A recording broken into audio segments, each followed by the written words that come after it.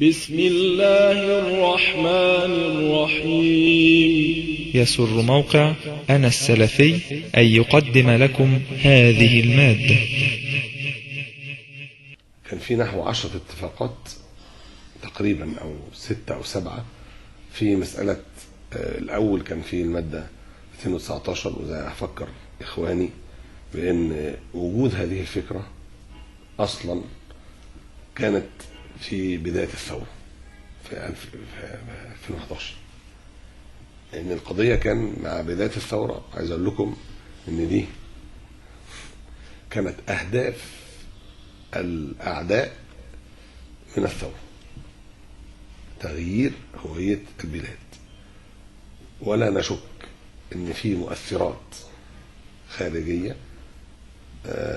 ساعدت أو أثرت تأثيرا، استغلت ضيق الناس الشديد لتغيير الأوضاع في مصر ولحدوث الثورة.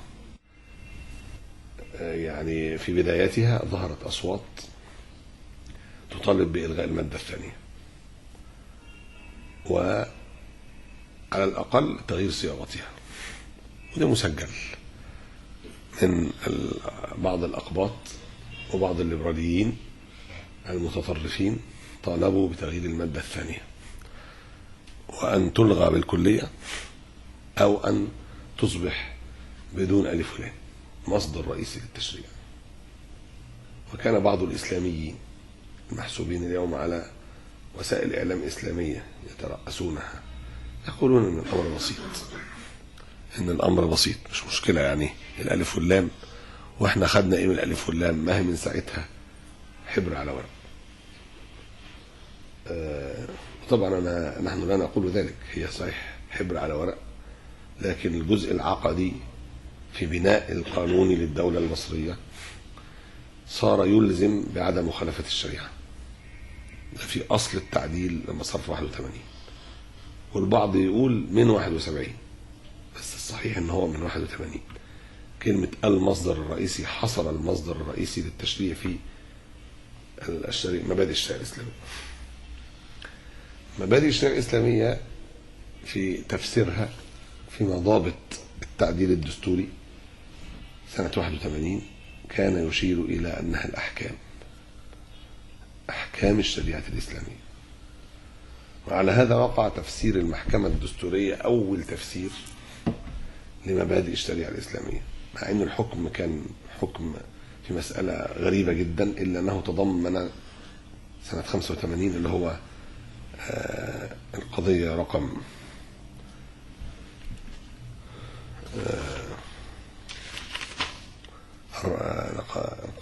20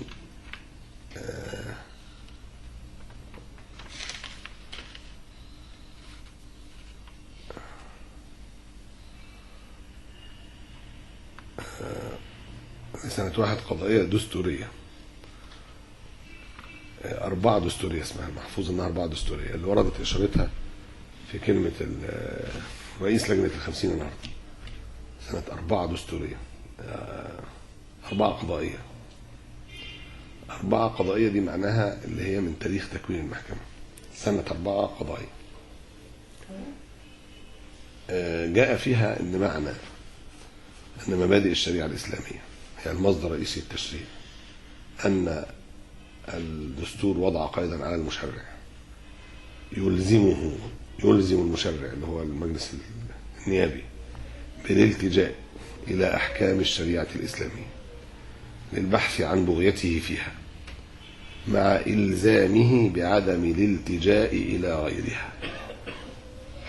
فإذا لم يجد في الشريعة الإسلامية حكما صريحا، فإن وسائل استنباط الأحكام من المصادر الاجتهادية في الشريعة الإسلامية تمكن المشرع من التوصل إلى الأحكام اللازمة والتي لا تخالف الأصول والمبادئ العامة للشريعة. دي واردة بالنص في حيثيات الحكم سنة 85. الحكم الأول، احنا قضيتنا زي ما قلت بدأت بعد ما حصل تفسيرات أخرى من المحكمة الدستورية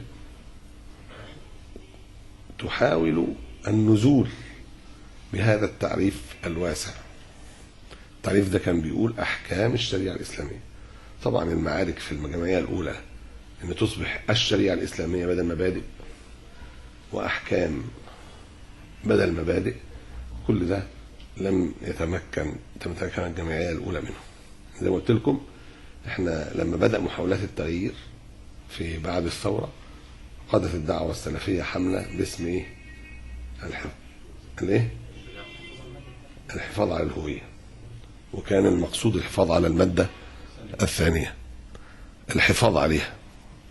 وكان في الاستفتاء 19 مارس المادة الثانية كانت ايه؟ كما هي دون زيادة. وكان فيها كذا مادة جاء في الإعلان الدستوري كذا مادة، والإسلاميون اعتبروا ذلك ايه؟ نصرا وفتحا، وبعضهم سماها ايه؟ غزوة الصناديق في هذا التوقيت، لأن كان الحفاظ على الهوية المادة الثانية من التغيير كان الحافز الأساسي لدينا في ذلك. الإسلاميين حققوا بثقة الناس فيهم مرة بعد مرة، حققوا أغلبية في البرلمان والذي يشكل الجمعية التأسيسية، وتم فعلا تشكيل جمعية تأسيسية فيها أغلبية ينتمون إلى التيار الإسلامي. داخل الجمعية دي كان في اتجاهين.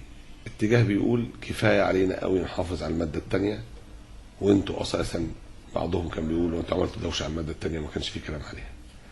مع انه ظهر دلوقتي ازاي ان الحبر على ورق قالق العالم كله، وان العالم كله بيتدخل، العالم كله بقول بيتدخل علشان تتغير الحبر على ورق ده. اتجاه جماعة الإخوان رغم الاشتراط عليهم قبل تأييد الدكتور مرسي في الانتخابات أنه لا بد وأن تؤيدون في قضية المادة الثانية أن تعدل صياغتها إلى ما هو الأفضل. ليه؟ مع أن صياغتها كانت في وقت من الأوقات إيه؟ نصر مبين، مش كده؟ لأن أحكام المحكمة الدستورية متدرج في النزول في قضية مرجعية الشريعة الإسلامية. قلت لكم الحكم الأولاني ده اللي هو بتاع سنة 85 أقوى حكم. هناك من الدستوريين الآن من يقول هو أسوأ الأحكام. لماذا؟ لأنه يرجع إلى مضابط التعديل الدستوري سنة 80 اللي اتحطت فيه الألف والإيه، والنص اللي احنا جايبينه ده هو متاخد من الإيه؟ من المضابط بتاعت سنة 81. جت أحكام بعد كده سنة 96، وده كان من أصعب الأحكام اللي قال فيه أن المقصود بمبادئ الشريعة أنه قطع الثبوت والدلالة، وأما ظني الثبوت أو ظني الدلالة أو في كليهما فهو ليس كذلك. ولكن هذا الحكم تضمن شيئا آخر، تضمن أن المشرع يلجأ إلى الاجتهاد فيما ليس فيه قطع الثبوت والدلالة، وبيلتزم في هذا الاجتهاد بضوابط مراعاة قواعد أصول الشريعة وقواعدها في استنباط الأحكام من فروعها، أنه يلتزم بالقواعد الضابطة في ذلك. وفي الحقيقة عند التأمل فيه نوع من التناقض، إلا أنه تضمن في حيثيات الحكم الطويل. الحكم ده على فكرة كان بتاع تكليف البنات بنزع النقاب. الحكم يتضمن انه كان دفع بعدم الدستورية بالقانون باللائحة التي أصدرت بمنع البنات من النقاب في المدارس. فكان حيثيات الحكم بتقول ان النقاب ليس حكما متفقا عليه، ليس مجمعا عليه، وبالتالي فلولي الأمر أنه هو يأخذ من المذاهب ما يراه محققا للمصلحة، وطالما أنه ما خالفش القواعد الكلية وأنا خالف قطع الثبوت والدلالة يبقى لا يمنع من ذلك. وراحوا جايين جايبين كلام المالكية والحنفية والشافعية في إيه؟ في جواز كشف الإيه؟ الوجه والكفين. فقالوا إن ولي الأمر من حقه إن هو يلزم بأحد القولين طالما إن مفيش إجماع. النتيجة سيئة صحيح، لكن الاستدلالات كانت معضدة، لأن المحكمة كما هي تسير قبل ذلك لا تجيز مخالفة الإجماع. وإحنا كان الحقيقة إن الصياغة نفسها بتاع قطع الثبوت والدلالة إن هي دي فقط مبادئ الشريعة، خطورتها في أن هناك آيات ظنية الدلالة لغة انعقد الإجماع على أحد المعاني اللغوية فيها، وهناك أحاديث صحيحة متلقى بالقبول لم تصل إلى رتبة التواتر، وهي في نفس الوقت انعقد الإجماع على ما تضمنته من أحكام. النوع ده ومسائل الإجماع المقطوع بها والمنقولة عند أهل العلم دي فين في التعريف؟ في التعريف تطلع براه، تبقى ضمن المسائل التي يسوغ مخالفتها، وباتفاق العلماء لا يسوغ مخالفة ذلك. فلذلك كانت قضيتنا في ان الحكم ده من يوم ما صدر في 96 وكل الاحكام اللي تيجي بعديه تنقل عنه، وكأن حكم 85 ده حكم ايه؟ يعني قضي عليه، محدش بيرجع له خالص. الا انه في 97 في قضية خلو الرجل، قضية الإيجار المؤبد والمؤقت، كذا حكم، جاء حكم بنى فيه على الإجماع، وإنه بإجماع فقهاء الشريعة الإسلامية، فقهاء الشريعة الإسلامية مجمعون على أن عقد الإيجار لا يكون إلا موقوتا. فالحكم وافق على هذه المسألة في الاستدلال، ولذلك اعتبر هذا دليلا على إثبات الإجماع، اللي من الممكن أنه يحاول إذا أخذ به أن يضم إلى ما اعتبر قطع ثبوت. طبعا هو ليس في التعريف. فاحنا كانت قضيتنا في الحقيقة أن احنا نحط في دستور 2012 مادة تمنع المحكمة الدستورية من العودة إلى التفسير بقطع الثبوت والدلالة. وكانت معارك هائلة في ذلك، وكان معظم الاتجاه الإسلامي الآخر زي ما قلت موافق على عدم النص على أكثر من مبادئ دون تفسير ودون وضع مادة أخرى. واقتراحات جميع أعضاء الجماعة والحزب، حزب الحرية والعدالة، موجودة عندي في لجنة المقومات اللي أنا كنت عضو فيها، خلت بالكلية من أي إشارة إلى تفسير لكلمة مبادئ يخالف التفسير المتأخر للمحكمة الدستورية، واللي تقدم بالمطالبة بحذف كلمة مبادئ أو استبدالها بأحكام. احنا كلنا كنا قلنا لا تحذف مبادئ، أو بعد ذلك وصلنا اللي احنا كنا بندور على إثبات الإجماع، نقول هو ده الذي لا يسوغ مخالفته، لأن اللي هتثبت به دلالة الآيات التي تحتمل اختلافا لغويا ولا خلاف شرعا فيها بل مجمع عليها، وكذلك الأحاديث المتلقى بالقبول. وأتذكر أن كانت أول زيارة الشيخ الأزهر تكلمت معه فيها في هذه القضية، فقال لا نرضى بمخالفة الإجماع. فقلنا هذا الذي نريد. قال لي لا، وحتى ناخذ برأي الجمهور. قلت له لا، ده حلم ما نحلمش بيه، يعني احنا نرضى بالنص على عدم مخالفة الإجماع. بعد جهد جهيد تم التوصل إلى المادة 219 التي نصت على أدلة الشريعة الكلية وقواعدها الأصولية والفقهية ومصادرها المعتبر في مذاهب أهل السنة والجماعة، والتي تسببت في انسحاب الكنائس الثلاث والقوى الليبرالية كلها، رغم أنهم وقعوا في اتفاق على هذه المادة. ووقعت محاولات من قبل الرئاسة في ذلك الوقت للتنازل عن كلمة مصادرها المعتبرة في مذاهب السنة والجماعة، ولم تنجح هذه المحاولات، وكانت الضغوط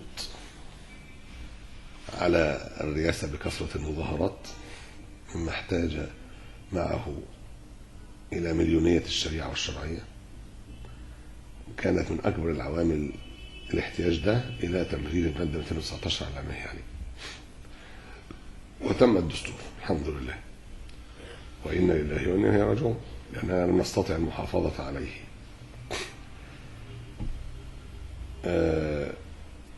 بعد حدوث تغيير السلطة في 3/7 كان قدامنا خيارات: إما التواجد في الصورة، لأن احنا لم نتواجد في صورة المظاهرات، محدش نزل من الدعوة ولا الحزب المظاهرات، بل كنا ننهى عن ذلك. كان قدامنا ان احنا إما نتواجد في الصورة لمحاولة كما ذكرنا تقليل الخسائر، أو أننا نؤيد الإخوان، ندخل معهم في الصدام الذي حذرنا منه مع كل فئات المجتمع ومؤسساته، مؤسسات الدولة، وهو صدام غير متوازن، وصدام يؤدي إلى مخاطر عظيمة بالبلاد. وكما ذكرت، اللي يدرك أن مصر مطلوب أنها تقسم، وأن عمدة تقسيمها هو انهيار الدولة، انهيار القوات المسلحة وانهيار الاقتصاد، وأحد الاثنين دول كلاهما كفيل بتحويل مصر إلى مناطق نفوذ تنتهي بتقسيمها، أو بمجاعات يقتتل الناس فيها على الطعام والشراب. دايما إعادة تكوين الدول، تكوين زي ما يسمونه بالشرق الأوسط الجديد، زي أيام سايكس بيكو بعد الحرب العالمية الأولى، في توزيع مناطق النفوذ في الدولة العثمانية القديمة، تركة الرجل المريض. تحصل حروب بتقتل فيها ملايين، زي كده العراق عشان يتقسم اتكلفت الحرب 2 مليون قتيل، معظمهم من أهل السنة. وسوريا عشان تتقسم، مع ان وضعها السابق كان من أسوأ ما يمكن، وضياع الدين كان مرشحا بكثرة هائلة، يعني كثر إما يلحدون وإما يصبحون علويين ليستفيدوا من سلطان الطائفة العلوية، وإما يتشيعوا ليكونوا أيضا تابعين للعلويين. ومع ذلك بنقول إعادة التقسيم ده لغاية دلوقتي يتكلف حوالي 200,000 قتيل، ولسه مرشح للزيادة لعدة سنوات. وتعداد سوريا خمس تعداد مصر أو ربعها، وليبيا اللي هي حوالي 5 أو 6% من تعداد سكان مصر تكلف محاولة إثارة القلاقل وهدمه، مع أن وضع القذافي أسوأ بكثير جدا مما يتصور، حتى أسوأ من مبارك بمراحل عديدة، وزندقة ظاهرة ونفاق وفساد بكل الأنواع. تكلف بدايات تفكيك الدولة إلى مناطق نفوذ، يعني 70,000 قتيل لإزالة هذا النظام، نسأل الله العفو والعافية. الواقع أن مصر تقسيمها ده هتكلف ملايين، مش 1000 و2000 و3. تقسيم مصر إلى ما يرجى أن تقسم له عند الأعداء. أنا مش بتكلم على فكرة بقول تخاريف، حاجات موجودة، خطط مرسومة ومحاولات إيجاد بذور التقسيم في الدستور الجديد، كانت محاولات في منتهى الوضوح. مناطق ذات ثقافات مختلفة، النص على الواحات سيوة والثقافات بتاعتها، النوبة والعرب في سيناء وفي مطروح، لأن دي كلها ممكن تتقسم تقسيمة جديدة مع دول تانية. يعني غرب مصر ممكن يبقى إيه مع شرق ليبيا وهكذا. سيناء تتاخد تبقى تبع إسرائيل، جزء مع غزة يحل المشكلة، تتعاد تقسيم مصر بطريقة أو بأخرى. النوبة مع شمال النوبة مع شمال السودان، لأن في جزء من النوبة. احنا اختياراتنا زي ما قلت المحافظة على كيان الدولة وعدم هدمها، وفي نفس الوقت بل أهم منه الحفاظ على إيه؟ هوية الأمة. فكان المشاركة لأجل المحافظة على أكبر قدر ممكن مع اشتراط واضح في المحافظة على مواد الهوية. الموقف الوسط اللي البعض كان بيتصوره في الحقيقة تصور وهمي، إن الموقف ده كان هيؤدي إلى أن تحسب الدعوة وأبنائها كلهم زي ما كان حاصل من أول 6 لحد 3/7 على الفريق الآخر الذي يدفع دفعا إلى السقوط في هاوية خطيرة بسبب الصدام غير المتكافئ مع المجتمع كله، فضلا أنه هو من أعظم المنفرات عن الدعوة إلى الله عز وجل.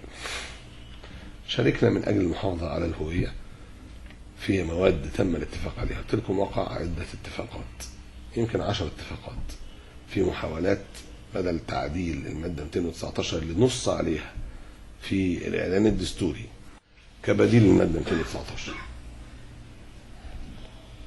انتهى آخر ما وصلنا إليه إلى النص على الالتزام بتفسير مبادئ الشريعة مأخوذ من أحكام المحكمة الدستورية العليا، وكان غرضنا فيها ذكر الأحكام التي كانت يراد أن تلغى بالكلية، اللي هو حكم 85 الذي وحكم 97 95 و97 اللي فيه ذكر الإجماع، وده اللي تم الإشارة إليه في ديباجة الدستور نصا على هذين الحكمين، وهيلحقوا في مضابط خاصة في مضبطة خاصة في مشار إليها في الديباجة، بحيث أنها تكون ملزمة وليس فقط يعني استرشادية. والديباجة 85 عايز أحكام حكم مسلسل 85 ولا عام؟ محطوط الديباجة أحكام المحكمة الدستورية ونص في المضبطة الرسمية على حكم 85 اللي هو اسمه 4 قضائية، وحكم 95 اللي هو 9 قضائية. المحكمة مفسرة دلوقتي حاجة بس مختلفة. ما احنا بنقول عشان كده حطينا مش مختلف خالص، لا يمكن المفروض عليهم انهم يجمعوا ما يضادوش. قال 2 وزودنا 2 بعد كده، احنا زودناهم كتابة اللي هي فيها ذكر الإجماع، بقى فيهم 1/85. هم هيحطوا غيرها طبعا ان الأحكام متعددة، لكن المهم ان هو ذكر الحكم بتاع 85 اللي احنا قرينا نصه منذ قليل. وده بالنسبة لهذا الجزء يعني. يبقى ان في اجزاء فيها احتمالات في الديباجة تم التوافق على بعد الضغط الشديد انها تكون الدولة مدنية ثم الحكم مدني ثم اتفقنا على حكومة مدنية حتى تفسر وفسرت في المضابط بأنها ليست عسكرية، إلا أن رئيس اللجنة بعد أن تلا كلمة حكومة مدنية عادوا في آخر القراءة وقال إنها إيه حكم مدني. قال إن إحنا قلنا حكم مدني، هو قالها حكومة مدنية كما هو المتفق عليه. في الحقيقة عشان كده بقول لكم لسه الرأي النهائي لم يستتم. لكن أنا بتكلم على المادة 219 اللي البعض بيظن أو بيدعي إن إحنا قلنا إحنا قبلنا قطع ثبوت والدلالة وشنع علينا تشنيع بالباطل والكذب، إن إحنا قبلنا ذلك ونحن لم نقبل ذلك قطعا. إحنا جبنا الأصل في تفسير المادة الثانية من حيثيات حكم سنة 85، وده بلا شك يعني أفضل تفسير ممكن، بل هو تفسير جيد جدا وممتاز، وبيحصر المشرع في الالتزام بالشريعة الصريح منها، ثم الاجتهاد إن عجز ليجد بغيته ومطلبه في اجتهاد يوافق قواعد الشريعة وأصولها. والأحكام اللي منصوص عليها بتاعة الإجماع ملزمة أيضا بعدم مخالفة الإجماع. ما احنا هنقول للناس ان ده اللي موجود. ما في ديباجه بتنص على مواد معينه، بتنص على احكام معينه عشان يرجع في التفسير اليها. فهذا الكلام كان لابد منه، ده اللي اتيح في ذلك. ايوه مش موجوده، بس موجود ما يدل عليها. نعم.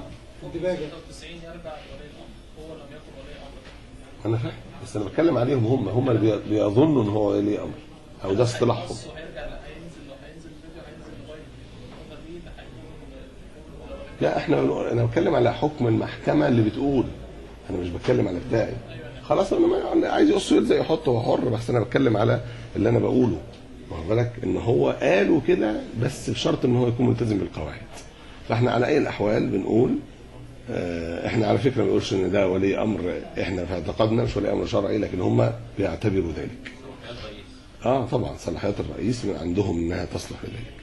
احنا بنتكلم في ان ايه البديل، هو ده البديل مع وجود ماده بتقول ان الدستور كله وحده واحده، ودي في الديباجه لا دي ماده مستقله بتقول الديباجه والمواد وحده واحده، عشان تبقى تصبح الديباجه جزء من الايه، من الدستور. تصبح الماده الثانيه مع باقي المواد مقيده لها.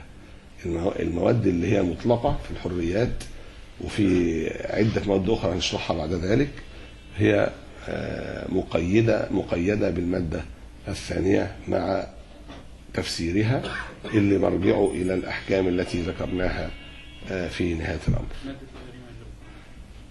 ماده لا جريمه ولا عقوبه الا بقانون مع الماده الثانيه، وماده ان الدستور وحده واحده يجعل ان الجرائم التي في الشريعه هي جرائم، ولكن لن يسن لها قانون، لن تسن لها عقوبه حتى توضع فيها قوانين. وده اللي موجود في الدستور السابق. ما عرفناش نحط نص.